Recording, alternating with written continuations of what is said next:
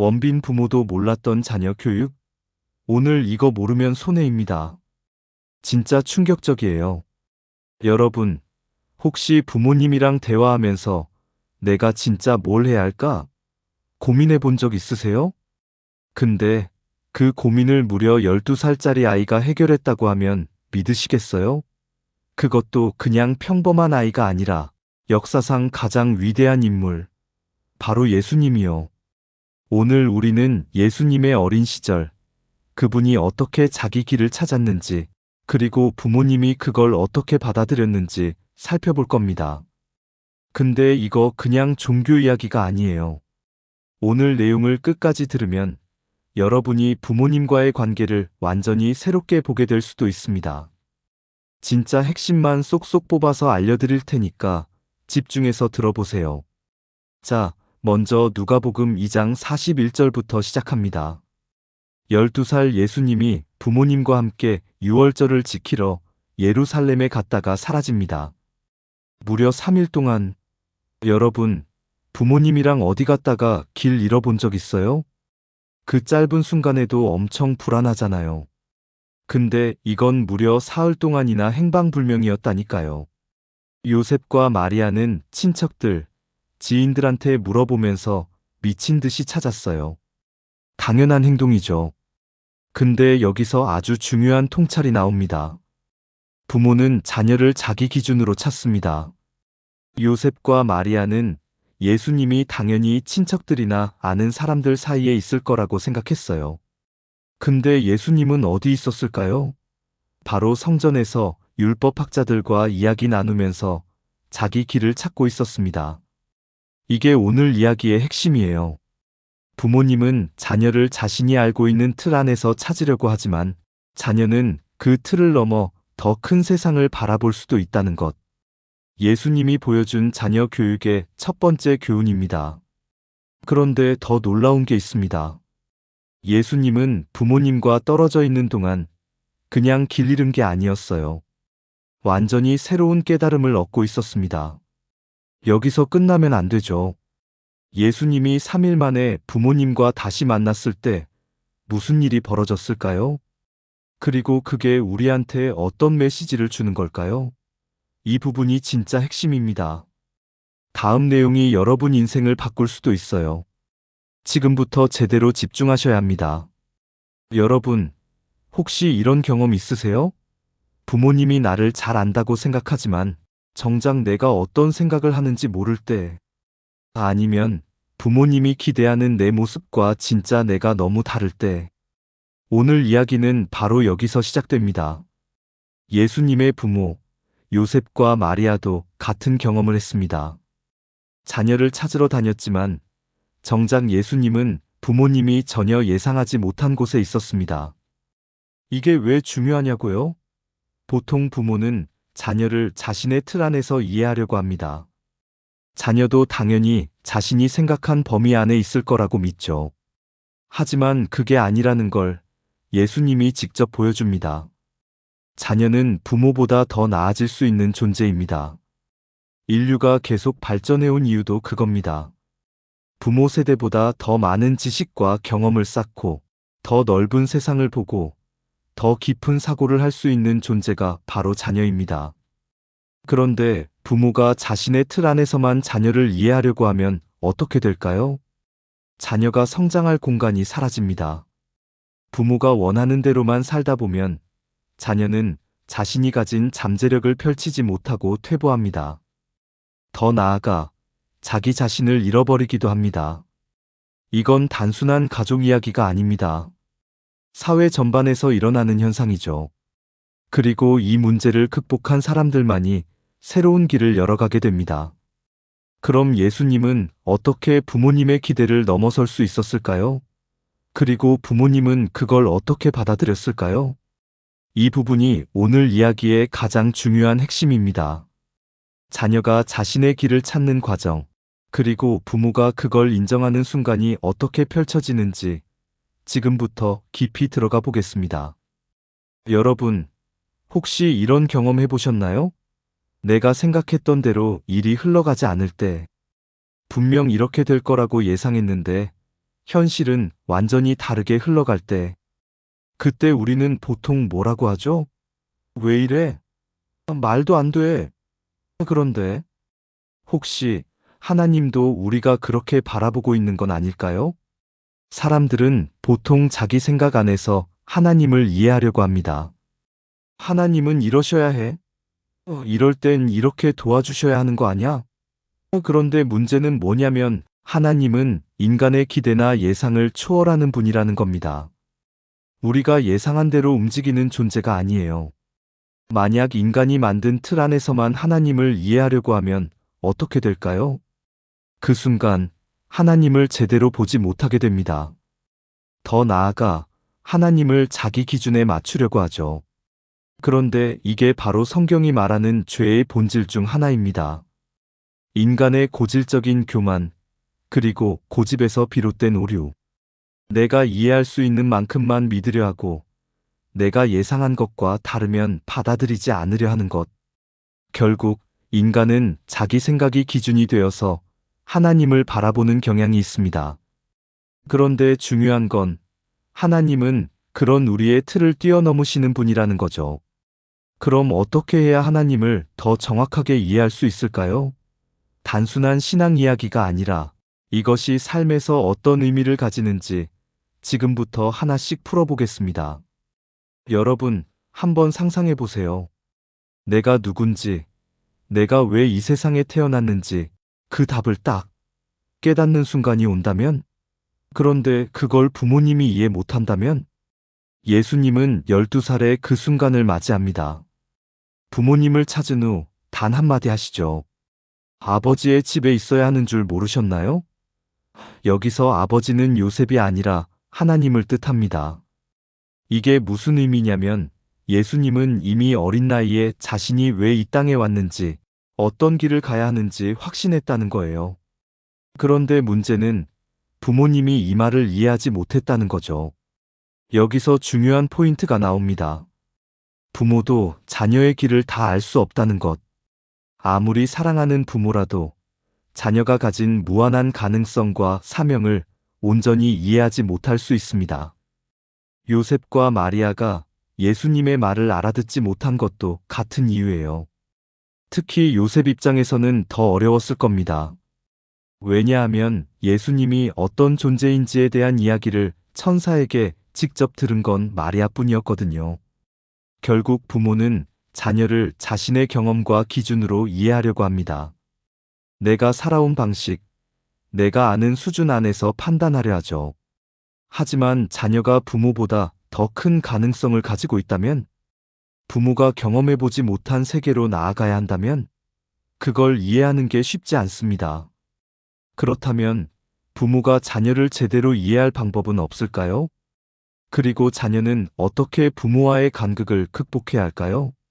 이 부분이 진짜 핵심입니다. 지금부터 하나씩 풀어보겠습니다. 여러분, 혹시 어릴 때 이런 말 들어본 적 있으세요? 그건 안 돼. 그건 현실적으로 힘들어. 그건 꿈일 뿐이야. 어쩌면 여러분이 지금까지도 듣고 있는 말일 수도 있습니다. 근데 여기서 한 가지 질문이 생깁니다. 부모님의 말이 진짜 맞을까요? 아니면 부모님이 보지 못하는 무언가가 있는 걸까요? 예를 들어볼게요. 원빈의 부모님이 원빈이 연예인이 될 거라고 예상했을까요? 당연히 아닙니다. 왜냐하면 그들의 삶에서는 그런 가능성을 생각조차 해본 적이 없었으니까요. 그저 평범한 삶을 살아왔고 주변에서도 그런 사례를 보지 못했을 겁니다. 그래서 부모님 입장에서는 그건 현실적이지 않아라고 말했겠죠. 하지만 결과는요? 원빈은 대한민국 최고의 배우가 됐습니다. 이 현상은 어릴 때부터 시작됩니다. 아이들은 무한한 가능성을 가지고 있습니다. 우주 비행사가 되고 싶다고도 하고, 대통령이 되고 싶다고도 하고, 어떤 아이는 예술가가 되고 싶다고 말합니다. 하지만 부모님은 뭐라고 하죠? 그건 너무 막연해. 그걸로 먹고 살 수 있겠어? 차라리 안정적인 직업을 찾아. 부모님은 자신이 어른이라는 위치에서 현실을 이야기해 준다고 생각하지만 사실은 자기 틀 안에서만 판단하는 겁니다. 그 결과 아이들은 점점 자신의 가능성을 의심하기 시작합니다. 내가 원하는 게 틀린 걸까? 내가 생각하는 게 너무 허황된 걸까? 점점 자기 본능적인 정체성이 눌리고 자신의 사명감을 제대로 펼쳐보지도 못한 채 살아가게 됩니다. 그럼 어떻게 해야 할까요? 부모의 기준과 자녀의 가능성, 이 간극을 좁히는 방법이 있을까요? 지금부터 그 해답을 찾아보겠습니다. 여러분, 혹시 어른이 되면 다 해결될 거야 라는 말 들어보셨나요? 하지만 진짜 중요한 건 나이가 아니라 어떻게 성장하느냐입니다. 그냥 나이를 먹는 게 아니라 진짜 의미 있는 성장을 하는 것. 오늘 이야기는 바로 여기서 시작됩니다. 예수님은 12살에 자신의 정체성과 사명을 깨달으셨습니다. 그냥 막연한 생각이 아니라 확신을 가지셨죠. 누가복음 2장 52절을 보면 이렇게 나옵니다. 예수는 지혜와 키가 자라가며 하나님과 사람에게 더욱 사랑스러워 가시더라.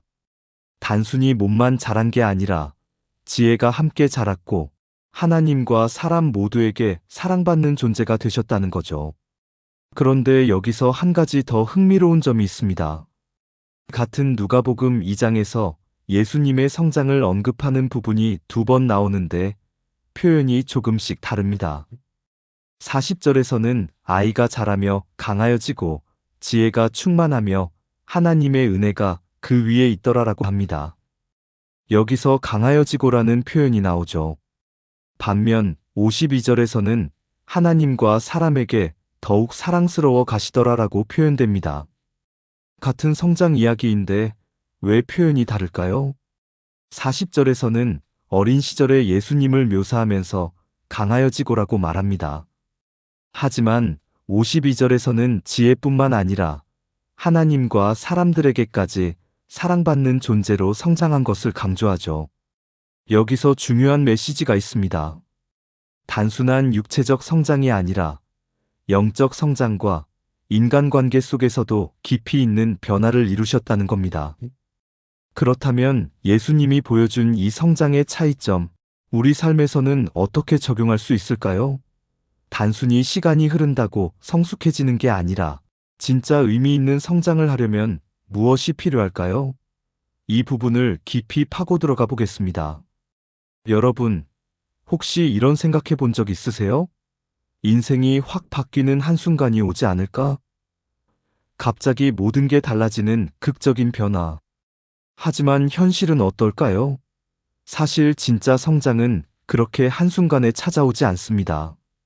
예수님의 성장 과정을 보면 이 점이 분명하게 드러납니다. 누가복음 2장 40절에서는 예수님이 하나님의 은혜 속에서 어린 시절 성장을 했다고 나오고 52절에서는 성인이 되면서 인간관계 속에서도 하나님의 은혜가 확장되는 모습이 나옵니다. 즉, 성장은 단순히 나이가 들면서 저절로 되는 것이 아니라 점진적으로 균형 있게 이루어지는 과정이라는 거죠.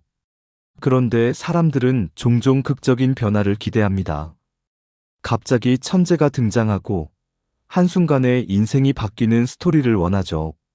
그래서 모차르트가 등장했을 때도 다들 신이 내린 천재가 갑자기 나타났다 라고 생각했습니다.